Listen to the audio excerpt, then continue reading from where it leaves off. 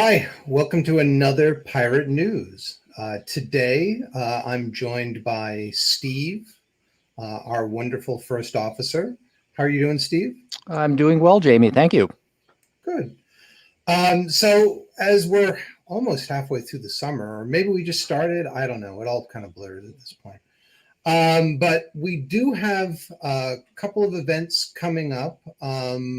Next Saturday from 11 to 1, we have our generally monthly democracy and dog food meetup. That's kind of our tech meetup. So if you want to help us improve the tools that we do and that we use and improve how we communicate with our supporters and with our members, feel free to show up. We'll put a link in the chat and in the description.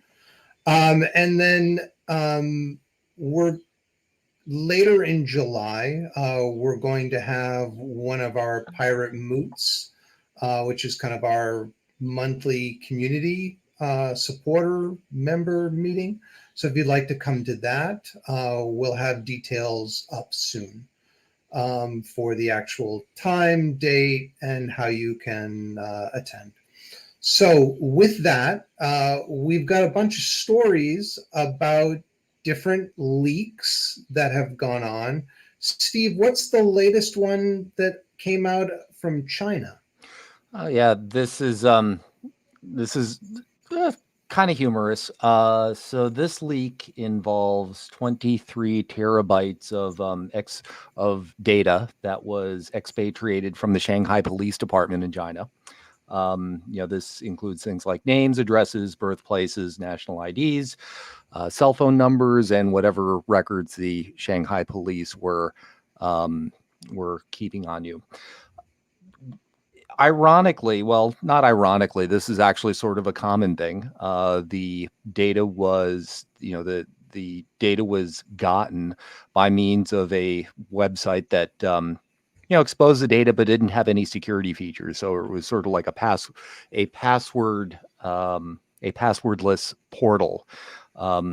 It seems as though they were, had this data in an Elasticsearch index, hosted, in a private cloud in China, and no password protection. So someone found it and someone downloaded it, and they are selling it. They have been selling them on the dark web, for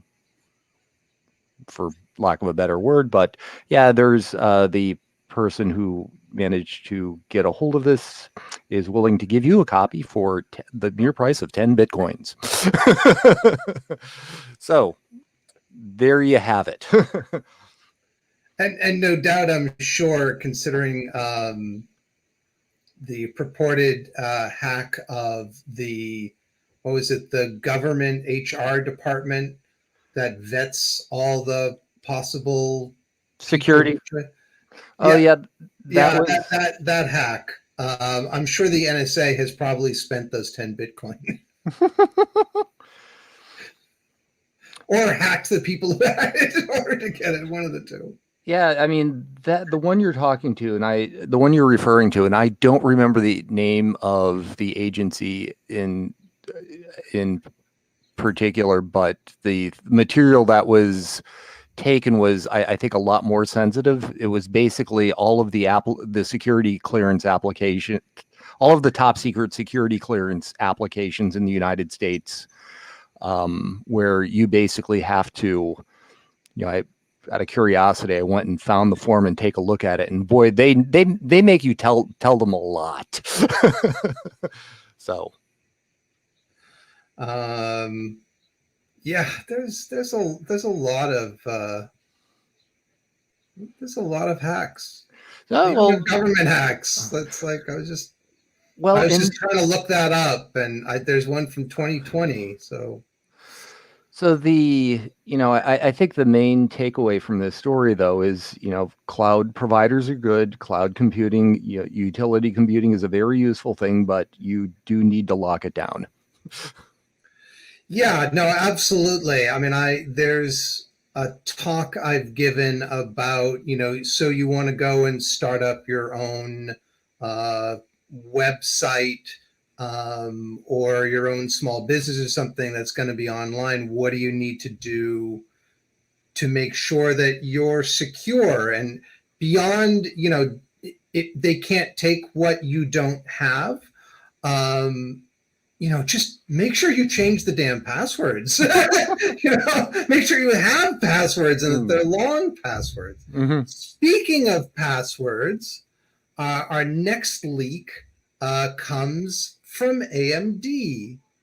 Apparently, AMD had various employees who used such precious passwords as password and 123456, and as a result, various secrets from AMD were taken by, I like the name of this as they call it in the article, notorious hacker crew known as Ransom House. I mean, random, I'm not going to say anything bad about Random House, even though copyright and all, but whatever. So AMD is aware of it. They announced that they found out about it on June 27th. It's not clear exactly what they took, but it couldn't have been good. So I mean, again, that's something I'm sure Intel would be quite interested in, or various other microchip manufacturers, no doubt. With microprocessors these days, I think especially with the fact that they're in short supply all over and have been for quite a while, I think it's kind of like almost a national security issue at this point, where if there's, I could picture a number of governments wanting to get their hand on, say, AMD's or any chip makers' intellectual property. Yeah, I'm kind of surprised that, I mean, the NSA will go and they will identify tons of exploits which they and the CIA will ferret away in order to use against other countries or other individuals potentially. Mm-hmm. But they would be doing a vast service if they just went and periodically checked some of our larger companies. You would even think like defense contractors, mm-hmm. Oh, maybe we don't want our secrets going to whomever, wherever. Let's go and check their security and try and break in, and then go and tell them, hey guys, you screwed up. Go fix it now. Yeah, I could just picture Raytheon or General Dynamics being, being good target. Well, there was, I remember a couple years back, there was a hack of, I'm not sure exactly who it was, but supposedly it leaked out that the Navy has some new hypersonic sub-launched missile, anti-ship missile. I remember it was one of the things that came out, and it's still all a black program. They haven't released any details about that, but hypersonic is the big thing in military sectors. Everyone's getting their $1 billion in order to make the newest, fastest, maneuverable fast strike weapon or something like that. So you'd think you'd want to protect that, but maybe it just makes sense. I guess from their perspective, they'd rather have the ability to hack someone else than, I don't know, protect our electricity system so that it doesn't go down, because your hacking tools are useless if you have no power. Just saying. Well, so I think there are two takeaways from this. One is that pen testers are good and you should hire them. They're expensive, but it's compared to a really big data breach, the cost of the cost can easily be worth it. Second, I think the folks at the NSA rather, I would really like to see them move into more of a defensive position. So yeah, sure, please work with the vendors to get the leaks fixed, or at the very least, do some pen testing for us.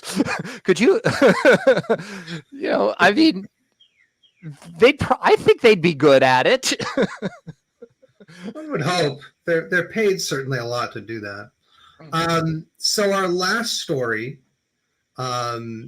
is about another hack, one that I would have to say we're generally happy it got released, and that is that Uber 100 leaked. Well, someone leaked on Uber 124,000 confidential documents to the Guardian newspaper in the United Kingdom that exposes things like Uber was attempting to lobby lots of governments, which we knew, but it had secret conversations with Emmanuel Macron, current president of France, when he was just a cabinet minister. That they used a kill switch during raids to stop police seeing data. That one was good. Yeah, I mean, yeah, or we can talk about that, but another one was when there were, so this is from the period from 2013 to 2017. That was when Travis Kalanick was CEO, and to top it off, they wanted to encourage their Uber drivers to go counter protest the protests by taxi drivers, even though they knew they could be violent and their own drivers could get injured, which seems not good. Yeah, I mean, this is the report. It is an interesting piece of reporting.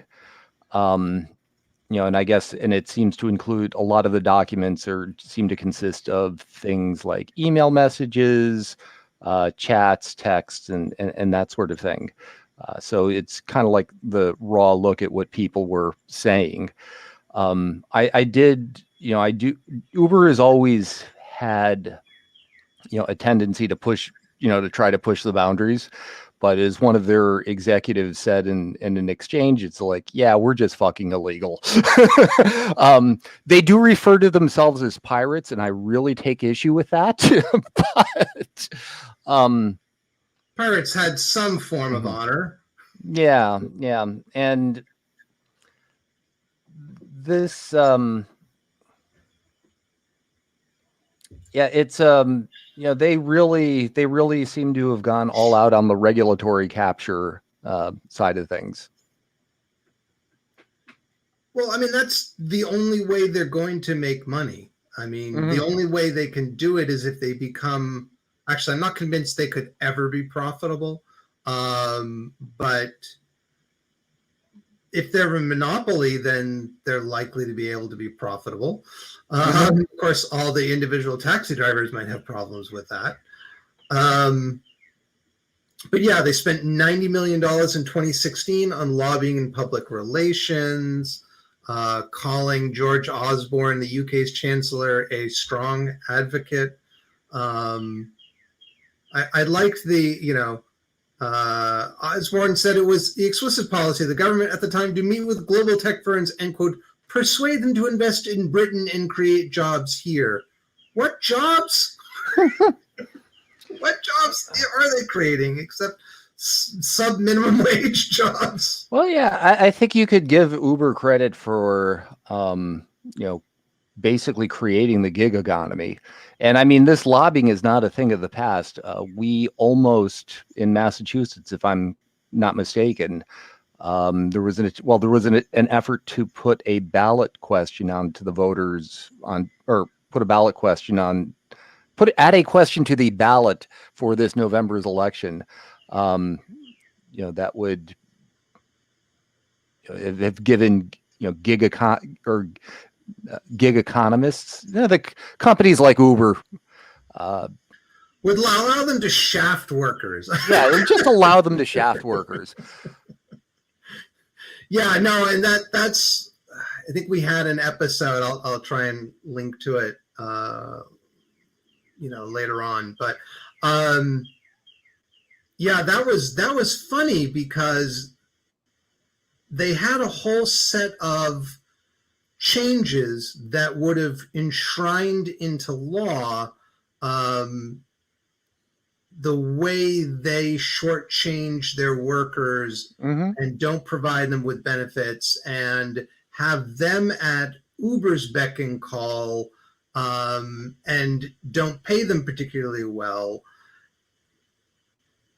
And they also put something in that indemnified them from any suits. So the drivers would get sued, not Uber, which, as the Supreme Judicial Court said when they said, no, you can't do that, when they threw it out, was that you can't mix dissimilar, if you have a ballot initiative that's on one topic, you can't throw in another topic that's unrelated to that.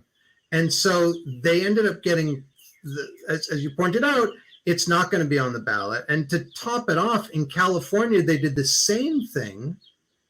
And it was determined by the Supreme Judicial Court after the voters had approved it that it was unconstitutional. And so now it's thrown out. So they've spent like over $100 million in at least 2 states trying to enshrine their business model that is still unprofitable, right? That's the top and off. These companies are not profitable at all. And they spent $100 million to try and get these laws changed to their favor. And it's just money down the drain because some lawyer didn't pay attention, which is, if you're spending millions of dollars, some of which went to lawyers, man, you'd think somebody would pay attention to that. Yeah, now that you mention it, I mean, the whole gig economy thing is I think a good example of the way that worker protections have eroded over time. I mean, it's just kind of like the latest paper cut. It's a big paper cut though. Thousands of little paper cuts. And one of the things I'm sort of at least mildly curious about is anyone trying to organize Uber drivers as a union? Could you picture Uber drivers like being repped by the Teamsters?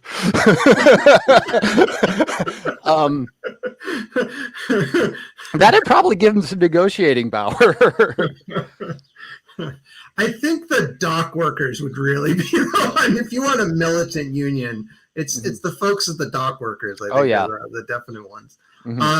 Yeah, that would be good. I'm sure Uber would do its best to make sure that didn't happen by, say, firing organizers, or just actually they don't need to fire them. They just make sure that they never get any fares, or the fares are always strangely far away from them. That is one. As I'm saying this, I'm realizing that with typically organizing in workplaces, it's a lot of it is face to face. You talk to your coworkers, you give them literature, et cetera, et cetera.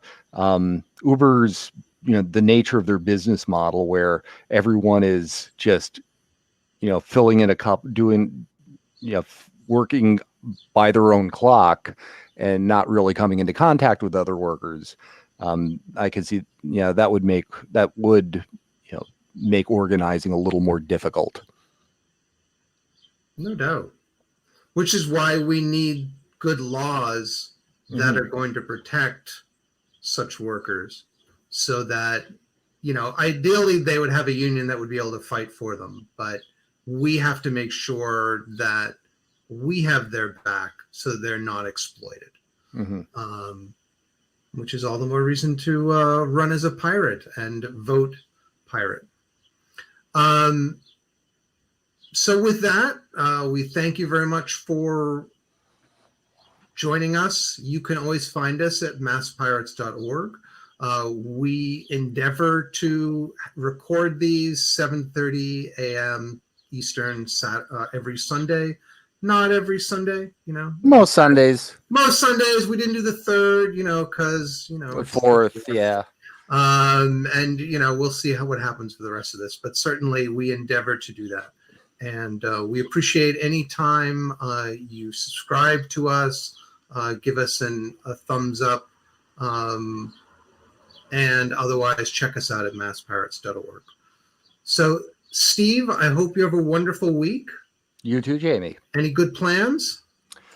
Actually, yes. So I believe it's happening on Friday at 7:00 in Copley Square, but there's a group called Boston Bike Party that does group rides around Boston. I heard about them during the pandemic.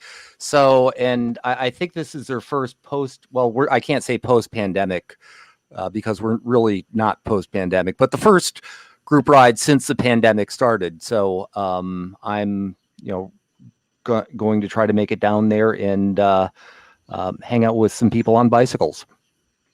Nice. I will endeavor to join you. I will put there's a Facebook page. I think this is free monthly group bike rides just for fun. Yes. So I will put that in the chat. And is there also? I think they have a Twitter account as well. Okay. Yeah, they have bostonbikeparty.com, but that seems to 404, or something equivalent. So I'll put the Facebook chat in the description as well as here in the chat. And with that, thank you very much. Have a great week, Steve. Hopefully I'll see you on Friday. That sounds like a fun time. Just got to get my bike fixed. So, all right. Take care, folks. All right. Bye. Bye.